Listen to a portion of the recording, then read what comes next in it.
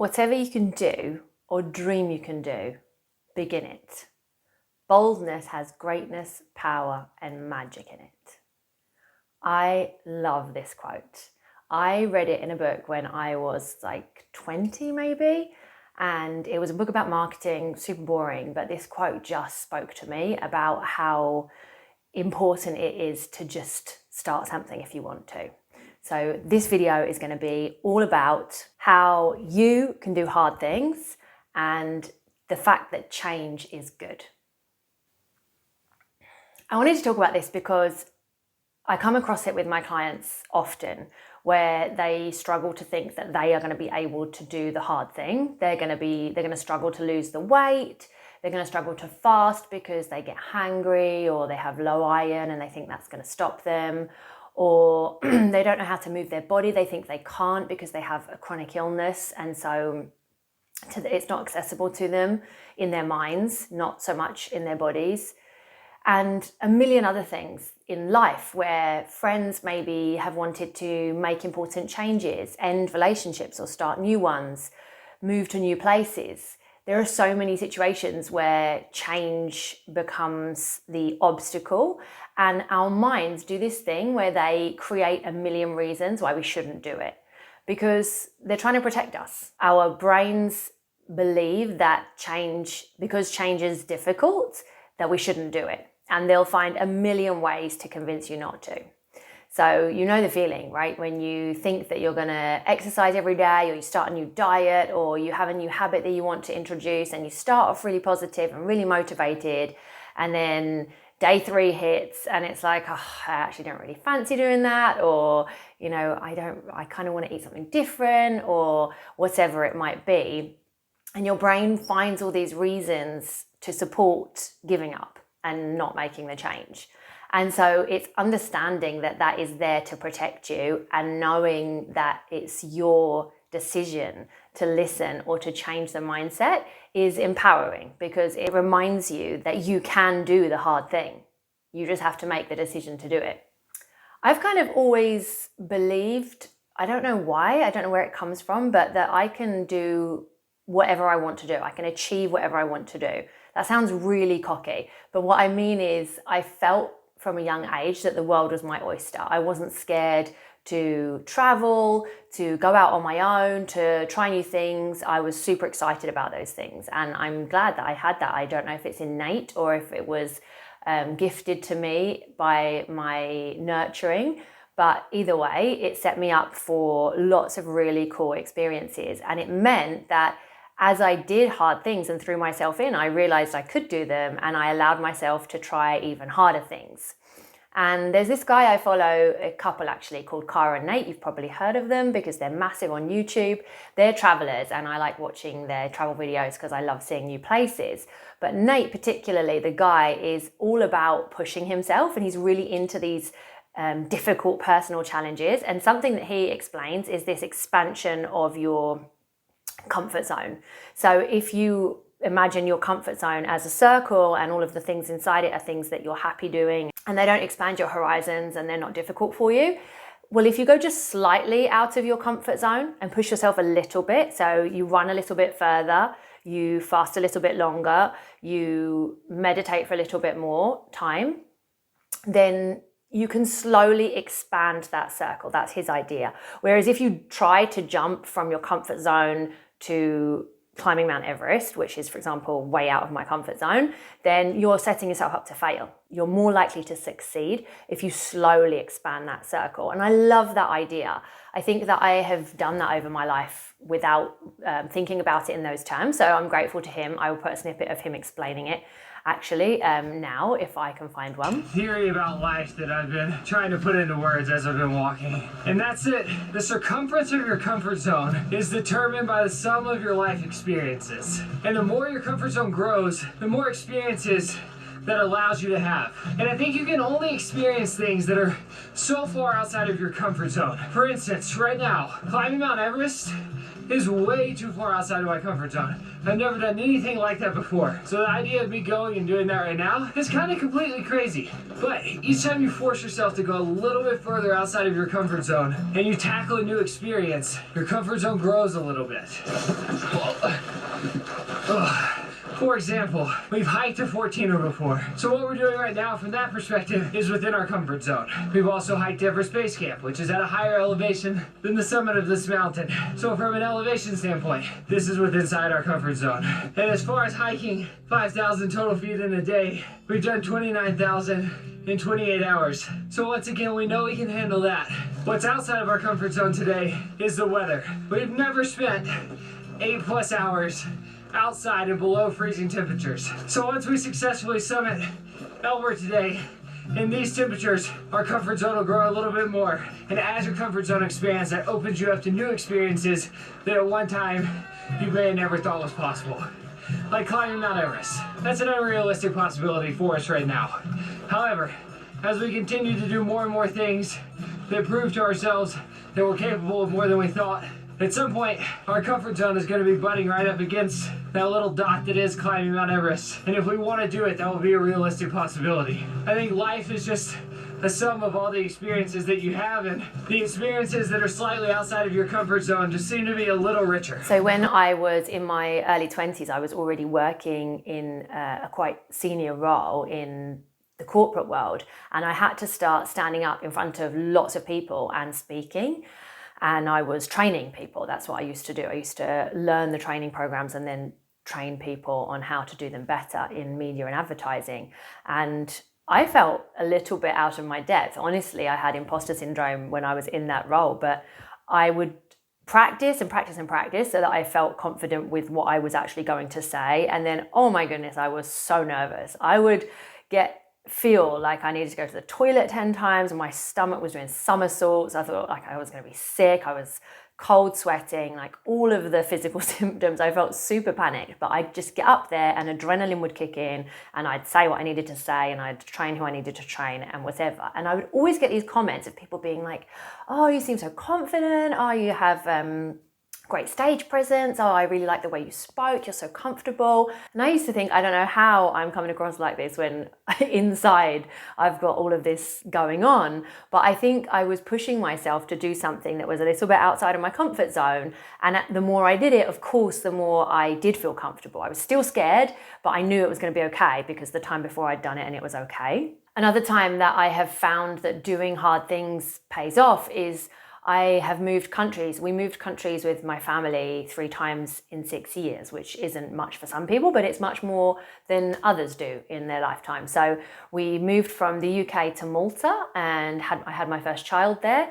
And then I moved from Malta to Spain and I had my second child there. And then all 4 of us moved back from Spain to England and to a different part from where I was from. So each time that I moved, I had to create a new network of people and a new community and insert myself into this society that I didn't know.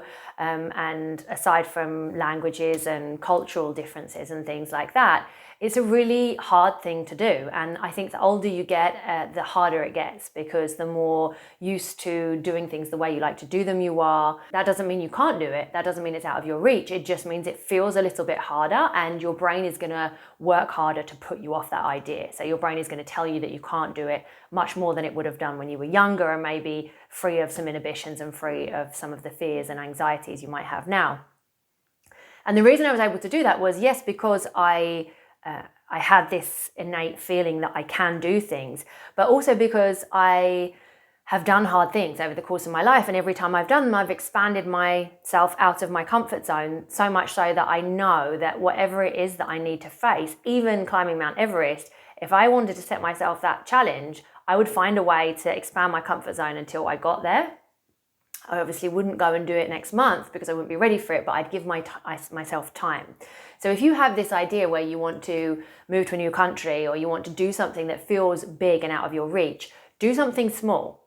Like make a new friend, learn a bit of the new language. If there's going to be a new language, learn a bit about the culture, start trying to eat the food from the place that you're going to go. Think about the climate and what that's like and how you might deal with the challenges of that. There are loads of small things you can do to expand your zone of comfort until you feel like you can do the hard thing. I've talked about my Nana before and her 3 pearls of wisdom from before she died, when I asked her what her 3 lessons for life were. And one of them, which is relevant to this video, was smile in the face of adversity. And that sounds just like words unless you've had a difficult situation, unless you've had adversity in your life. But I think about her and how my granddad died when she was 55, which is super young to lose your life partner. And she was obviously crushed and super upset and in grief. I wasn't even alive, so I didn't see this with my own eyes. It's all been told to me by my mum and my Nana and my family.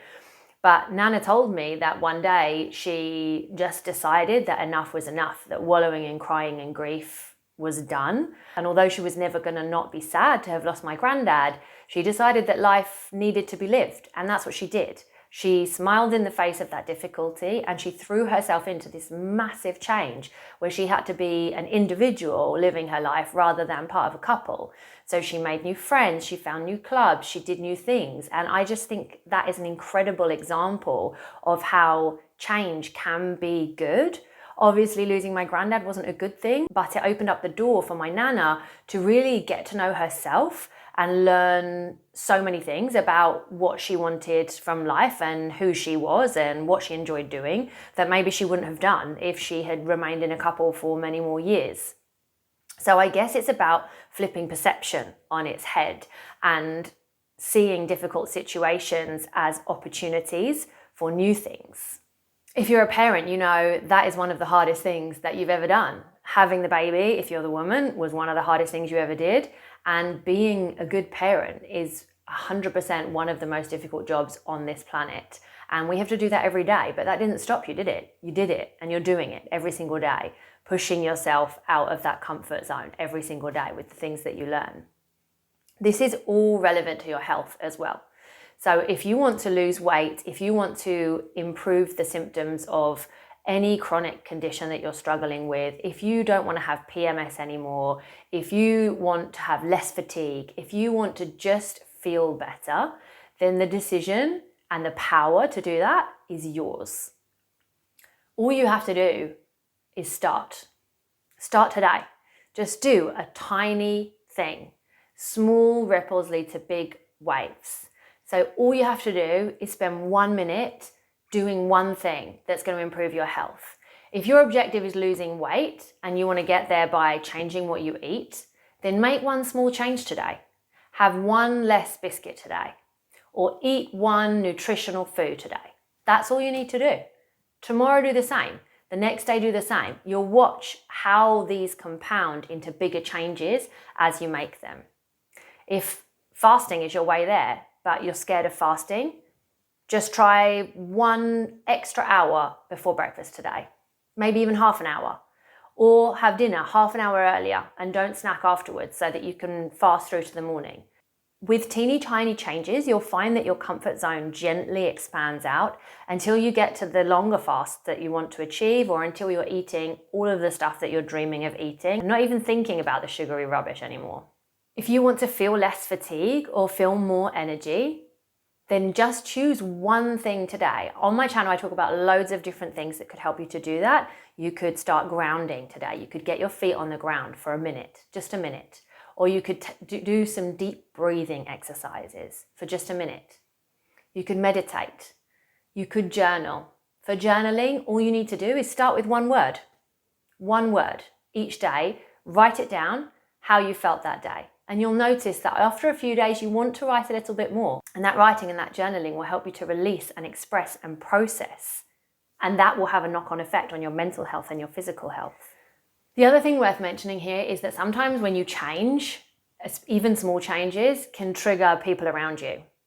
So with health stuff, I found this myself and with other people who have changed around me, that if you make healthy changes, sometimes it upsets people because those people want you to stay in the same problem that they're in. They want you to reflect back to them what they're doing rather than changing, which puts them in the awkward position in their perspective of having to change too, or at least of being able to change. Don't let that stop you. If you make small changes and explain to people why you're doing it, the people who you really need in your life will stick by you. Everybody else doesn't matter. Just let them go.